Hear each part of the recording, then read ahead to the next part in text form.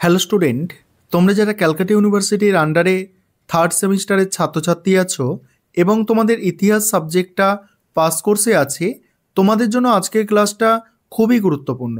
আজকের ক্লাসে তোমাদের CC3 পেপার থেকে গুরুত্বপূর্ণ দুটি 5 নম্বরের প্রশ্নের উত্তর নিয়ে আলোচনা করব। আজকের ক্লাসের প্রথম যে প্রশ্নটা থাকছে, দেখো, গুপ্ত শাসন প্রতিষ্ঠার প্রাক্কালে উত্তর ভারতের রাজনৈতিক অবস্থা সংক্ষেপে বিবৃত করো। এটা মোস্ট ইম্পর্টেন্ট প্রশ্ন তোমাদের জন্য। অ্যান্সারটা তোমরা ভালো করে বুঝে নাও। কি বলা হচ্ছে দেখো, গুপ্ত সাম্রাজ্যের প্রতিষ্ঠার প্রাক্কালে উত্তর ভারতের রাজনৈতিক অবস্থা ছিল বিশৃঙ্খল ও বিভক্ত। মৌর্য সাম্রাজ্যের পতনের পর খ্রিস্টীয় 3য় শতাব্দীতে কুষাণ ও শঙ্গু শাসন ও দুর্বল হয়ে পড়ে, যার ফলে কেন্দ্রীয় শাসনের অভাব দেখা দেয়।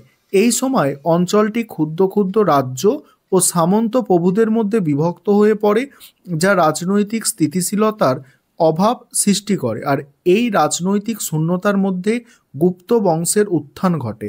প্রথম চন্দ্রগুপ্ত লিচ্ছবি রাজকন্যা কুমারা দেবীর সাথে বিবাহের মাধ্যমে তার প্রভাব ও ক্ষমতা বৃদ্ধি করলেন। এই বিবাহের ফলে তিনি মগধ অঞ্চলে তার অবস্থান সুসংহত করতে সক্ষম হন। তার পুত্র সমুদ্রগুপ্ত সামরিক অভিযানের মাধ্যমে সাম্রাজ্যের সীমা আরও বিস্তৃত করেন এবং উত্তর ভারতের বৃহৎ অংশকে গুপ্ত সাম্রাজ্যের অধীনে আনেন। তারপরে কি বলা হচ্ছে দেখো, গুপ্ত শাসন আমলে ভারতীয় উপমহাদেশে শান্তি ও সমৃদ্ধি প্রতিষ্ঠিত হয়, যা বিজ্ঞান, শিল্প, সাহিত্য ও সংস্কৃতির বিকাশে সহায়ক ভূমিকা পালন করে। আর এই যুগে ভারতের স্বর্ণযুগ বলা হয়, যেখানে কালিদাস, আর্যভট্ট, বরাহমিহির প্রমুখ পণ্ডিতদের আবির্ভাব ঘটে। উপসংহারে বলা যায়, গুপ্ত সাম্রাজ্য প্রতিষ্ঠার পূর্বে উত্তর ভারত ছিল রাজনৈতিকভাবে বিভক্ত ও অস্থিতিশীল। গুপ্ত বংশের উত্থান এই বিশৃঙ্খল পরিস্থিতির অবসান ঘটিয়ে একটি সুসংগত ও সমৃদ্ধ সাম্রাজ্যের প্রতিষ্ঠা করে, যা ভারতের ইতিহাসে একটি গৌরবময় অধ্যায় হিসাবে বিবেচিত হয়। এবার দ্বিতীয় প্রশ্নের উত্তর তোমরা দেখো। এবারে তোমরা দ্বিতীয় প্রশ্নের উত্তরটা দেখে নাও। দ্বিতীয় প্রশ্ন আছে, প্রাচীন ভারতে বর্ণ ও জাতি কি দুটি পৃথক ব্যবস্থা ছিল? আলোচনা করো। এই প্রশ্নের উত্তরটা তোমরা দেখে নাও।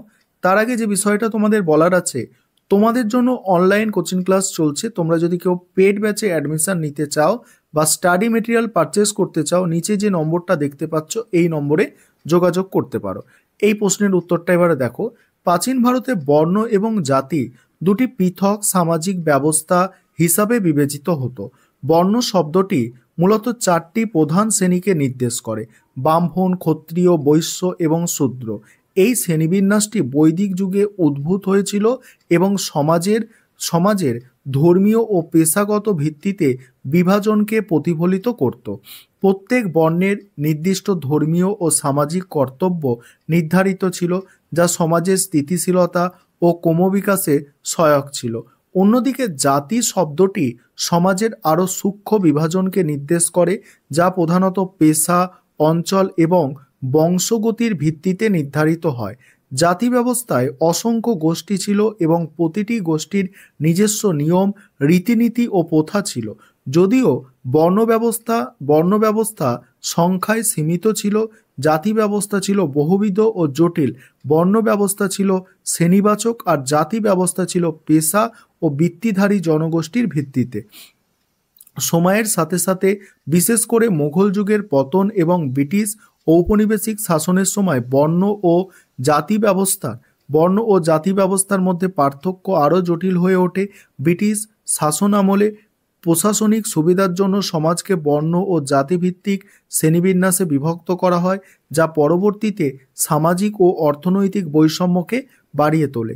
পরিশেষে বলা যায়, প্রাচীন ভারতে বর্ণ ও জাতি দুটি পৃথক কিন্তু অন্তঃসম্পর্কিত সামাজিক ব্যবস্থা ছিল।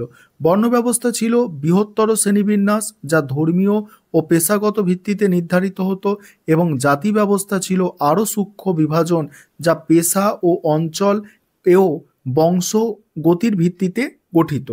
সময়ের সাথে সাথে এই দুই ব্যবস্থা একে অপরের সাথে মিশে গিয়ে জটিল সামাজিক কাঠামো সৃষ্টি করে, যা আধুনিক ভারতীয় সমাজেও প্রভাব ফেলেছে। এই ছিল তোমাদের আজকে গুরুত্বপূর্ণ দুটি 5 নম্বরের প্রশ্নের উত্তর।